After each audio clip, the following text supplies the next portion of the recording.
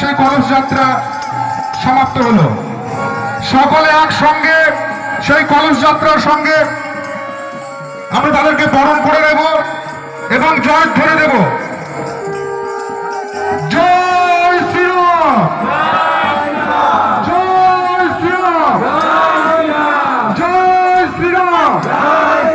ভারত মাতা কি, ভারত মাতা কি, ভারত মাতা কি।